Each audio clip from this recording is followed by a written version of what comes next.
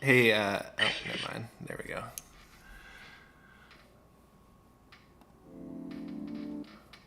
Welcome back, everybody, to episode 7. Episode 7 of Happy Healthy Love. And today we are going to be talking about personal chemistry. I am going to be focusing mostly on brain chemistry, and if we have time, we'll roll into hormones.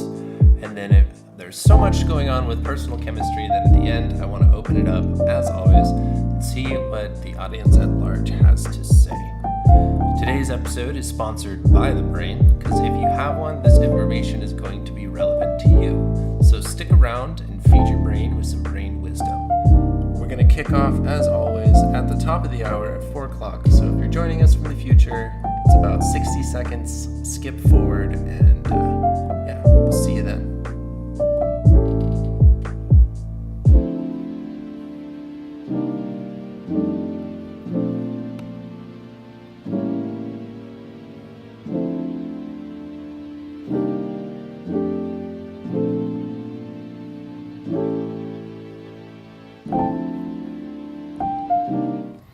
All right, let's get started with today's topic.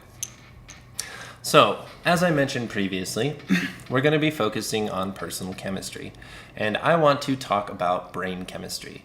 So, if you are a brain chemist, go ahead and skip this episode, but if not, if you're a regular human like the rest of us, stick around. You might learn something profound today. So, starting with the brain and brain chemistry, I want to talk about kind of the 4 worlds of the brain. And for the sake of today's conversation, I want you to imagine with me the brain as a planet. Okay?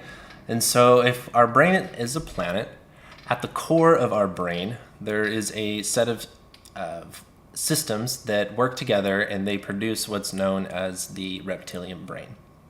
And your reptilian brain is like your base ganglia. So this is at like the core of your brain physically, and it's related to the 4 F's, all right? And so these are going to be feeding, fighting, fleeing, and fornicating. All right? In this world, we get drawn to do, or motivated, if you will, to do things under self-preservation, right? Protect personal property, and some of the physical nuances of social acting. So like handshakes, nodding the head, those little sups, those kinds of things. From that core of the brain, moving out into the mantle, we're talking about the limbic system, also known as the mammal brain. All right, so this is the world of emotions and long-term memory. From here, you get some of the complexities of behavior and motivating factors.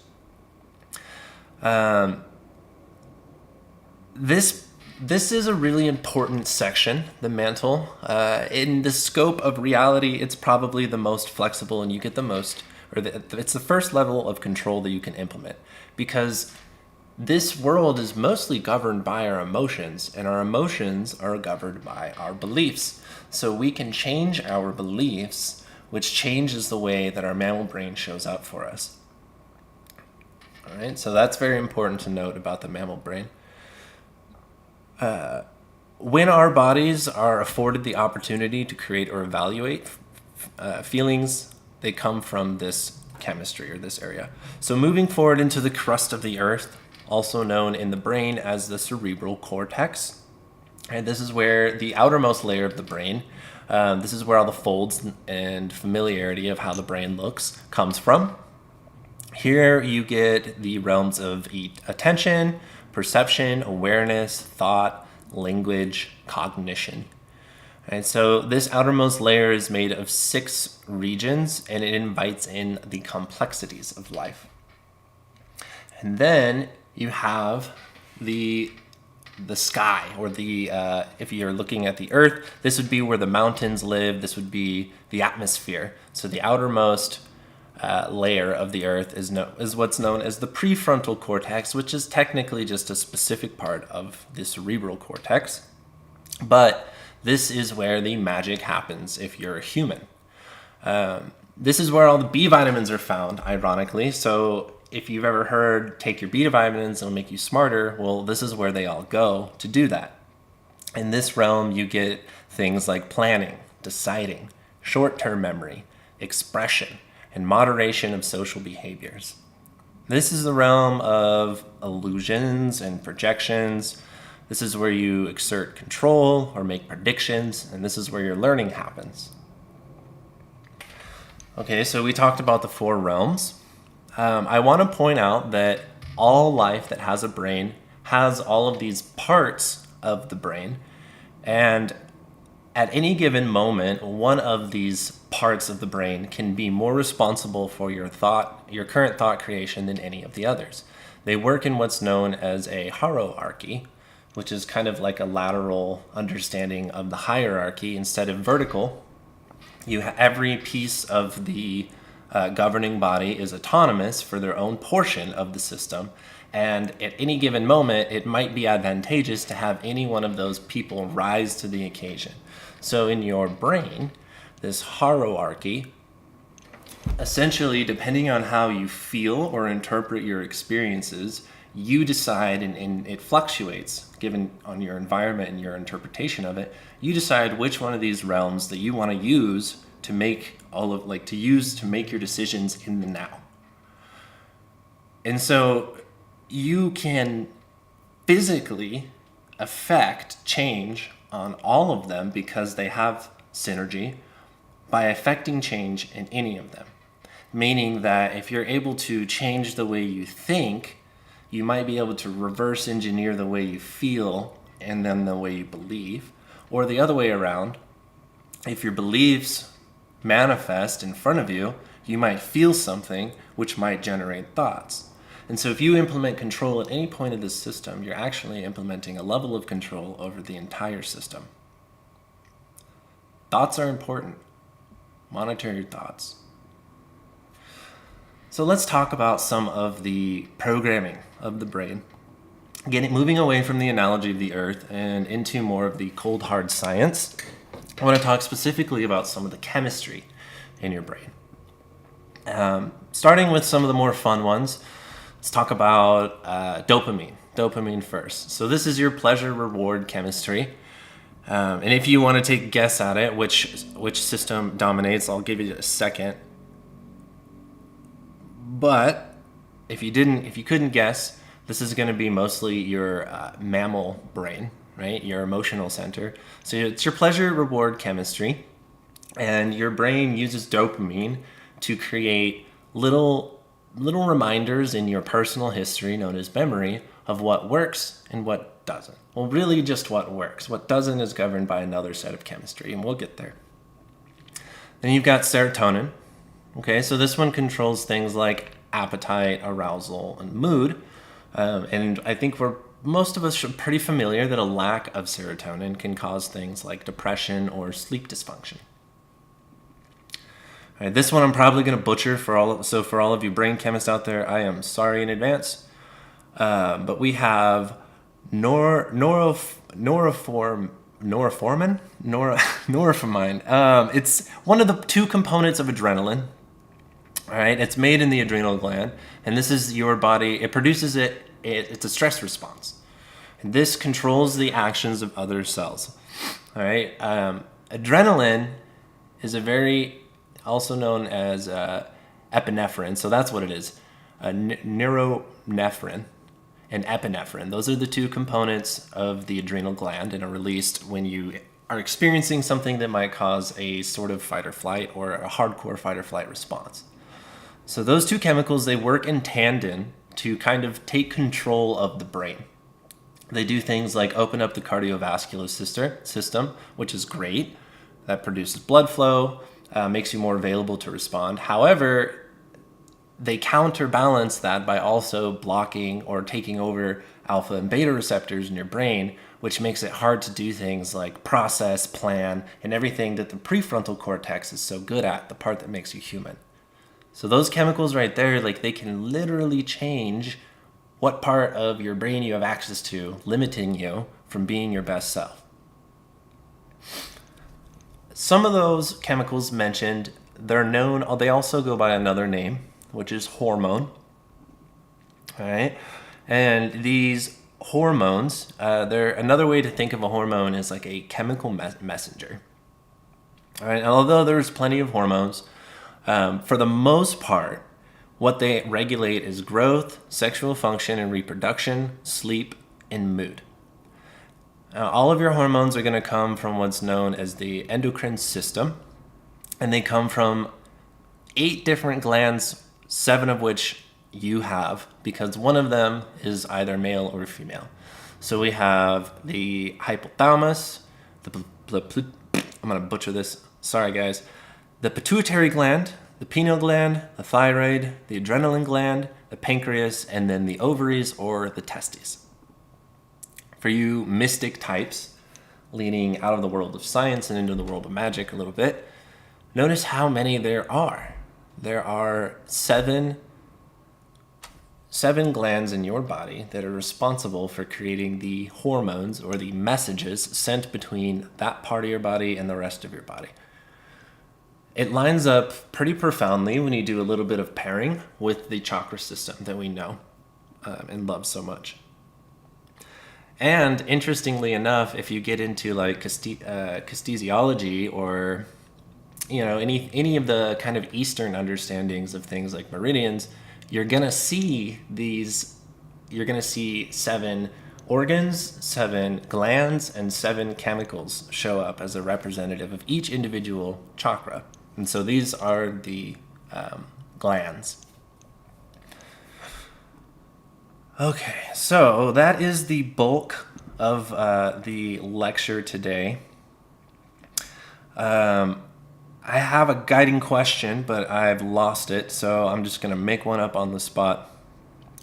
I'm going to ask the audience, is there anything that you feel that you personally can relate to as far as changing your thoughts or your beliefs that you've witnessed directly impact your reality or your ability to react? And that was a lot of words. Let me try to rephrase.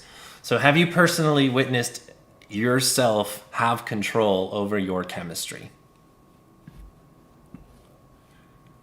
While you guys out there in the 5th dimension are thinking about that, let's see if there's anyone from the audience who wants to share. Looks like we have Nullify raising his hand. How you doing today? Hey, what's up? Oh, I'm doing well. How are you? Well, yeah, I definitely have had that. Oh, just over time, as I've trained my body and my nervous system through different methodologies, I've managed to take control of my reactions in ways that I couldn't prior, but I trained to, and it's to the point where I don't even have the reactions in the visceral body, and the my body on a deeper level does not react the way it used to. That's good. Do you still experience do you have to maintain control over that? Do you experience like an influx of emotion chemicals in your brain that you have to kind of domineer a little bit in order to maintain that, or? At times, I'd say that there's times that it's easier than others, for sure. And I want to ask, because I know you have a little bit of a psychology background, and as far as like a practitioner and a facilitator, do you have any tools or methods or tricks that you can run on yourself, almost like a program that kind of help you to maintain control over some of these situations? Yeah, like you were saying earlier, it kind of starts, with the thoughts, and the thoughts create emotions and vice versa. So I found that through practices of breathing intentionally, there's different kind of methods for breathing in different patterns, different rhythms out there. You can experiment and look it up. There's like holotropic, and there's Kundalini yoga, and there's breath work and Wim Hof, and these different breathing exercises help to condition the nervous system. And then basically what happens is that those when the emotions subside, it doesn't create the thoughts, which don't create the thoughts, which create the emotions. So it just kind of halts the whole process, and over time becomes way more controllable in the nervous system to reactions and responses. So those are just different yogas. Those are names I threw out there, like holotropic breathing. What's the other one? Wim Hof. Things like that. Kundalini yoga, Kriya. I like that you mentioned Wim Hof. I'm pretty intimately familiar with Wim Hof, and for those of you that don't know Wim Hof, I recommend you check out his anything really. I mean, the man's kind of a legend.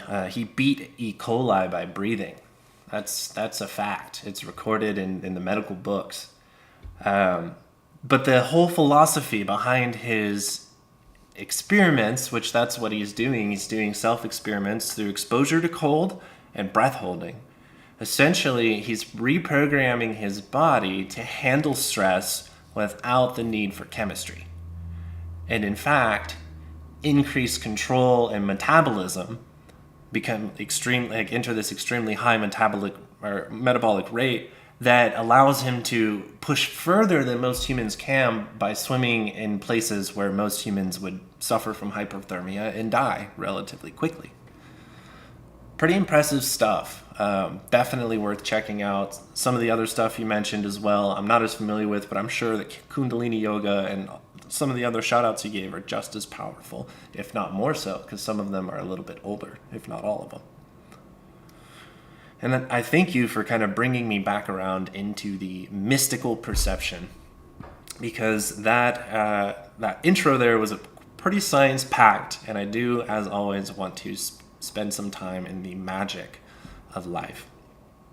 And so today I'm going to, again, lean into my strengths and talk about the 4 directions and how the 4 directions relates directly to the 4 systems of the brain.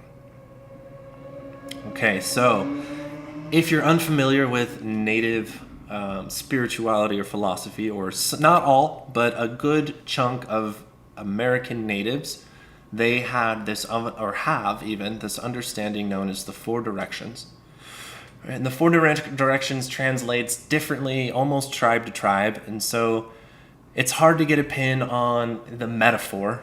You know, some places you have buffaloes in the West, and other places you have eagles, or however it breaks down. But something that you get very commonly is an overarching theme. And the overarching themes almost always come back and play to these brain hierarchies. So starting with the obvious, I feel, in the South, in my lineage, which is a Munaiki tradition, the Peruvian people, the Quero people, their South is a snake, which is probably the most common avatar for the South in the at least South American native cultures. Now, the snake is an obvious physical representation of the reptilian brain, but when you get into the spirituality of it, the snake represents the physical world. It's belly down to the earth. It is sniffing chemistry, reading heat signatures. These reptiles, which, and I've seen geckos and stuff. Most often, the South is represented by a reptile or some sort of primordial predator, and that's pandering exactly to the reptilian brain that's inside of your head. The next up, we have the West. The East, and in my lineage, I'm gonna go with the West. The West, in my lineage, we have the jaguar, and the jaguar, that represents the limbic brain. All right, it's because in the limbic brain you get the world of the unseen, the world of emotions. Right, this unseen world is the world where the jaguar lives, because in the jungles, the jaguar was invisible. It lives in the unseen world, in the sense that unless you could see color, or unless you're extremely acute, you wouldn't know that it was there until you were lunch. And so this mystical illusion-seeing avatar, it's very common. That's how it is across the whole wheel. That represents the mammal brain. Moving forward, we have the north. Now, this in my lineage is where we get the hummingbird. And the hummingbird is about loving the journey and kind of just being with spirit in such a way that you know that things are going to work out. The ability to be still in flight, in possible flight, and the ability to, most hummingbirds or South American hummingbirds, they do this journey over the Gulf of Mexico, at which point they lose sight of land.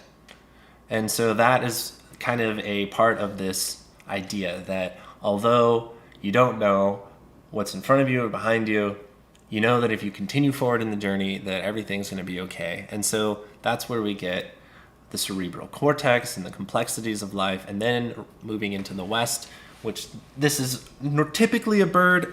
I know that it's not a bird all the time. I've heard it, it's also can be a coyote or a buffalo or several other things. But this area represents wisdom, right? The ability in my lineage to soar above obstacles and see only opportunities. That is what being with the eagles is knowing masculine energy, sky energy.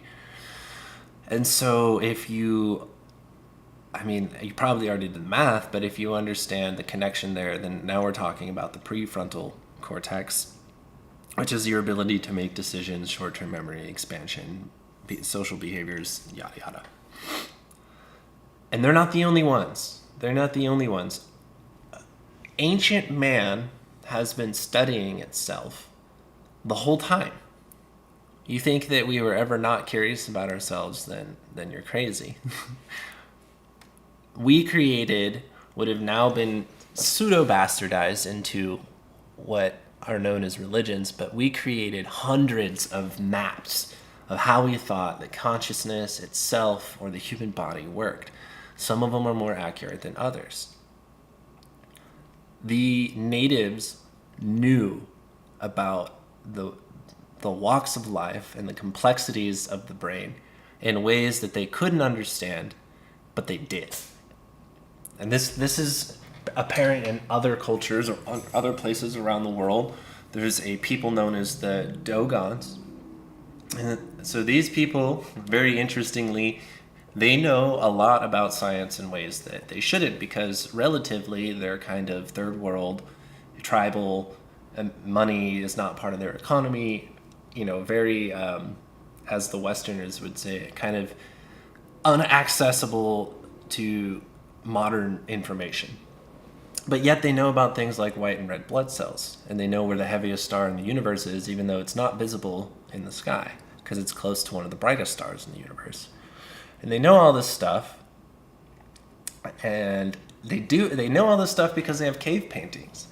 And according to them, aliens, and I know this sounds crazy, but if you read The Ancient Secret of The Ancient Secret of the Flower of Life, Volume 1 and 2, there was a man who was invited into these caves and he took pictures. And so this is where they keep all of their information, and they have information on DNA, they have information on biology, and it's all painted there. It's ancient paintings. But then at the very end, they have these pictures of these ship-looking things coming down, scooping out a chunk of the earth, and dropping in what looks like dolphin-like aliens, who apparently told them all of this wisdom that is now painted on these cave walls. And there's only 3 tribes within this whole people, and each one, they elect a shaman to sit in front of this cave, and that is their only job. They sit there, they die there, and then another shaman is elected, and their job is to keep everyone out. And so, not 100% sure if aliens actually gave them this wisdom or not, but what I was trying to say, I guess, is that we have been mapping the biology of man since before we had written language, even when we could only paint on caves. Since then, we've been exploring the possibilities of personal chemistry, the importance of personal chemistry. And if you really break it down, that's where everything starts for you. Everything starts as a chemical, which is a response to your environment, including your personal environment, which is the internal world of thoughts and feelings. Well, I think that is about all I have for the lecture today. For those of you that are here with me today, I want to give a second to ask if there is anything going on in the greater Phoenix area that the people should know about as far as holistic wellness or events coming up on the docket. I'm going to go ahead and go first by talking about an event I went to last night that was fantastic. I went to Campfire number 3, I believe, which was an event put on by Consciousness Clubhouse. You can find them on Facebook. It was an open mind R&B holistic event, very fun, lots of high energy. They're going to be doing those once a month, and they are also going to be doing comedy as well as lots of other things. Check out the website, subscribe to the calendar. They are our newest ally, and all of their good stuff will be added to that holistic calendar of events. So definitely be on the lookout for that. Coming up this week in conversation, Tuesday for Capital Consciousness, it looks like the topic is going to be conscious spending. All right. How to turn things like budgets, savings, and investings into a financial success plan by doing things like balancing risk. And then on Thursday, we're going to have biohacking, kind of pulling into a little bit about what we talked on today. Some people have decided that they're not satisfied with their personal chemistry, and they began to change it radically. They're injecting themselves with homebrewed DNA, and we're going to talk about that on Friday. Well, thanks everyone for listening. I love doing this.